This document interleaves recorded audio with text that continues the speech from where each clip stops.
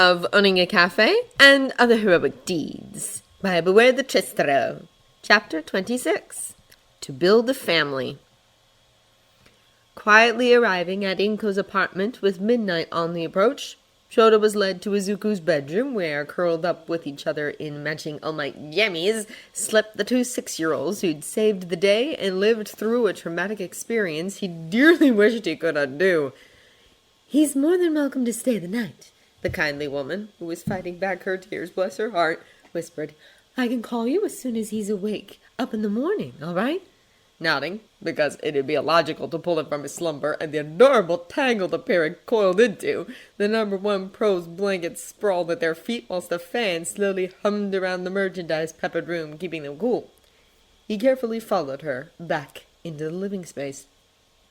A living space where, passed out on the sofa and snoring boisterously, lay Bakugo Minsky. They'd only walked in together 5 minutes ago, hadn't they? Sharing a quiet laugh, because even under circumstances such as these, trying to lighten the mood was better than giving in to the crushing sadness that was inevitable when the sun rose. The eatery owner nodded when his host offered him a glass of juice whilst they stood in the kitchen area. The sunrise. It was a time in the morning that he usually looked forward to. A time of day when anything seemed possible. A time when hope was born. God, he just hoped he could be everything that Hitoshi would need. He'd do his damnedest, of course. Now, the friends Hitoshi'd made at the cafe, he never mentioned once from school, thank goodness, could also help to fill in some of the cracks of his warm, fractured heart, too, couldn't they? Shit, he'd forgotten about the child's school. He'd need to fill all kinds of paperwork. Which doctor was he under? Which dentist? Shit!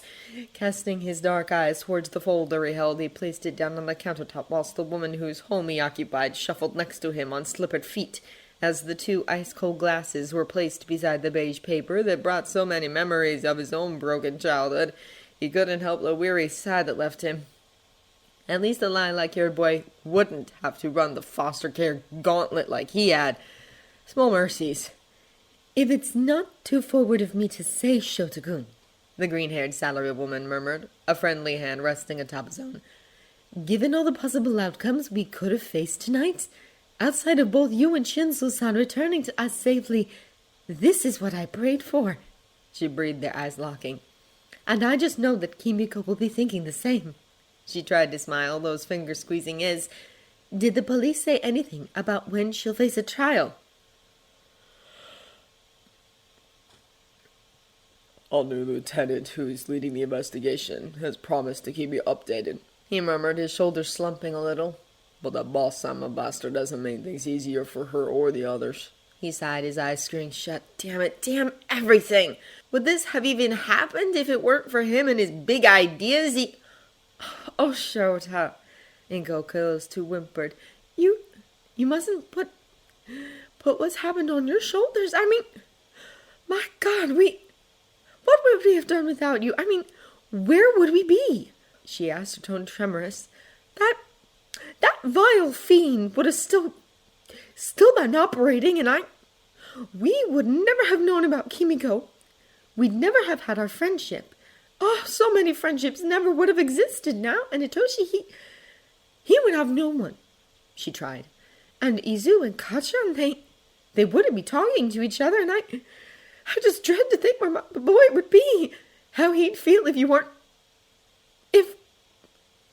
She sniffled desperately, her head shaking until, leaning into her, their arms seeking familial comfort and contact to chase away their grief, their shock, their tear-laced anger, the two friends shuddered against the fear that had been eating at them, the surety of their bodies pressed together enough to keep them stable. Enough to keep them upright as the new day rolled past the clock, and each released a shaky, juggled breath. They parted, wiped their eyes, took up their glasses, and settled into a comfortable silence before... "It's getting late," he offered, a smile trying to pluck his lips. "If he wakes up at any time, then..." "I'll call you, I promise," she replied fondly. "Please, try to get some rest and say good morning to those other boys of yours," he said whilst walking him to the door. Nodding. Ah, yes, he could only hope that the teens hadn't gone digging around in All Might's cake order, couldn't he? They exchanged one more hug by the door before he made his way, his heart a little lighter, back to the home he'd built for himself. A home that was now going to contain himself and 2 young people in need. Hell, 3 if Tomra decided he'd like to stay with them too. Some serious decisions and changes to make now, wasn't he? Dobby met him by the door. He'd had to text him, the younger had his keys after all, both of them offering a wave to the costumed woman scouting around the apartment's courtyard before he walked in, his body turning to relock the barrier without a second thought. It felt good to be back in his cafe, didn't it? Mr. Compress's cane and top hat were no longer on the floor where they'd been left, but since he couldn't scent any smoke, he assumed that the boys had simply stored them somewhere, or the pro-heroes may have taken them. Either way, he was glad not to see a reminder of what could have befell him only a few hours ago. "You sure you're okay?" the teen asked him as they made their way through the kitchen, neat and tidy. He'd have to thank the young men for their efforts later, wouldn't he? And up the stairs, their shoes kicked off in the little cubby space that dipped down before the living area. "I will be," he assured the pair of them, moving to the couch where Tomura was already sat, some late-night illogical game show where men were trying to slurp up bowls of piping hot ramen with their hands tied behind their backs flashing across the TV screen. Ridiculous. "Lad called in President Mike came by 10 minutes ago. I told them that they could come by tomorrow," the flame quirk user mused as they all slumped into the cushions, the raucous laughter of the judges' panel thankfully muted as they sat together in the near darkness. "By which I meant today. I can't believe it's only 0:20, you know." "You and me both, kid," he chuckled, his eyes closing. Speaking of time, there's gonna have to be some changes around this place right quick." He breathed, his right hand waving the folder containing Hitoshi's documents and everything he'd have to look at, sort out, and get done ready for Monday. "This apartment isn't big enough as it is," he mused tiredly. "So, you need me to move out, right?" Bulging, his eyes snapping open, Shouta jerked his face towards where Dobby was leaning against a quietly observing, clearly concerned Tomura so quickly he could swear he'd fractured a vertebrae. What? "It's okay," the flame quirk user shrugged. "You've got... What?" "I've got a plan to buy the property next door." He cut in, their eyes locking as he grabbed at the teen's hands without thinking. "This is your home for as long as you want it," he reiterated. "Hitoshi becoming my ward doesn't change that out. All of the customers deciding they wanted to sublet in here wouldn't either." He tried to laugh, the other's turquoise eyes misting, whilst he grit his teeth. Shit! He'd had no idea that the 16-year-old would think even for a second that their arrangement wasn't stable. "But, no, he breathed whilst pulling his unresisting form closer. My God. Dobby, I'd be greatly saddened if you chose to leave, but I respect that as a choice you wanted to make," he argued when the other allowed him to wrap him up in a hug. "Shit, don't go scaring me like that." He managed to rasp out, the muted laughter floating from the television, a strange backing track to the depth of feeling that flooded between them. Were those tears he could feel where the other's face was pressed into his chest? "We're in this together, aren't we?" "Yeah, but..." "Damn it, I'm sorry. I had no idea that you'd thought this wasn't your home," he murmured into those dark jags of air. "I want to make this place bigger for us, all of us, by knocking through that adjoining wall," he promised, his gaze flitting to a still quiet, almost uncomfortable-looking Tomura. The apartment next door is apparently just like this one," he told them, his hands rubbing at the teenager's arms and shoulders. "That'll mean everyone gets a bedroom, and our resident game master is free to join us or just sleep over whenever he wants," he added, his smile finally burgeoning when the paler child bonked at him. "What?" "Oh, unless the pair of you will want to share a bedroom in the future?" Laughing when Tommy sat up with a floundered embarrassed curse, and the shorter boy blushed to his hairline. Shouta couldn't have been happier to have a cat's cushion shoved in his face. "Sure!" The burn scar teen groaned, his embarrassment only rivaled by his relieved laughter. "I knew you were a dirty old man and horn—" "A dirty old man who demands that the wedding reception is held in our cafe," he called back, the three of them wrestling around and chuckling like they hadn't just spent an evening almost eaten up by worries and fears. Like they hadn't just come through an event that would reshape their lives in strange, wonderful ways that they hadn't even thought of yet. However, as they quieted down, his body sat in the old, love-worn couch's center. The cafe owner couldn't help the spark of hope he felt, its light chasing away the darkness of the unknown, of the challenges that lay ahead, because, hell, he'd come this far, hadn't he? So there was no going back now, was there? No. Together, he and the small, precious community, the family he'd helped to build, would keep going. It would be illogical not to. He'd woken up early, like he usually did. There was no rest for the wicked, was there? His body carefully detangling from where the teens had trapped him within their sleeping forms. They looked irrationally cute, and he'd left them, Tomra's lightly snoring head perched on Nami's shoulder. He was glad that they could both find some semblance of peace. Then, with a stretch and a yawn he couldn't stifle, he hopped into the shower after checking his phone. 5:17, no calls or messages, other than Loudcloud checking in at the end of his patrol. Wow, 4:30! Bros worked harder than he thought. For a thorough soak, his tired eyes unflinching beneath the warm spray. Once cleaned, he threw his drying hair up into a full bun, changed into a maroon cap-sleeve cat-sprinkled t-shirt with a pair of loose black linen trousers, and headed, shoeless, downstairs.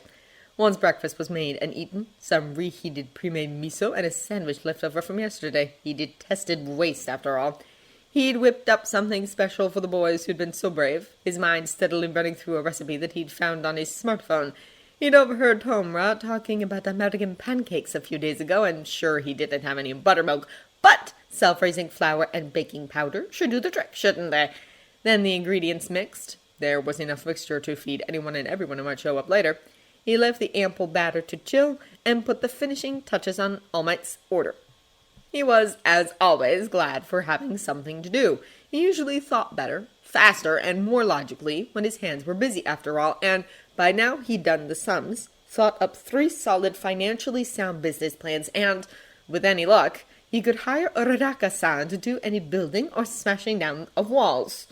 Also, Kohaku-san would be able to help him apply for any planning permits he'd need when it came to expanding the cafe, and potentially, once the purchase of the former florists went through, he and the boys could head to the nearest animal shelter and start selecting cats to fill their establishment with before June was out. Sure, such a thing wouldn't help Kimiko's situation, but giving Itoshi something to look forward to amidst the turmoil that was sure to come, well, that was at least something, wasn't it? Especially since there were to be 3 birthdays to celebrate when July came to call Denki, his ward, who we hadn't even spoken to yet, God, and Izuku would probably enjoy having some feline party guests at the small celebrations he'd offered to throw for them.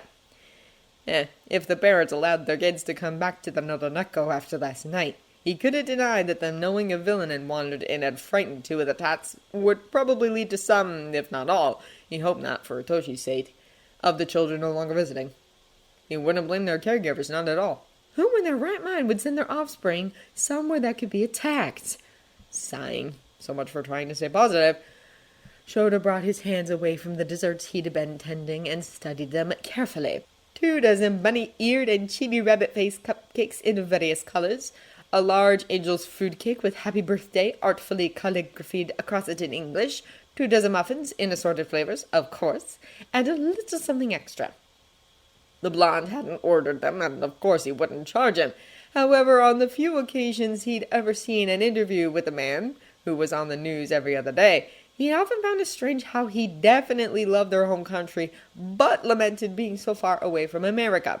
And apparently there was nothing more American than 3 iconic pies: key lime, banoffee, and apple. The short crust pastry had been child's play thanks to the blessed coolness of his kitchen, and sure, he hadn't had key limes to hand. Kefir should work just the same. Oh, with the amount of sugar the recipe called for, he couldn't see that it'd make any difference. But the fillings had been quick to make and delicious.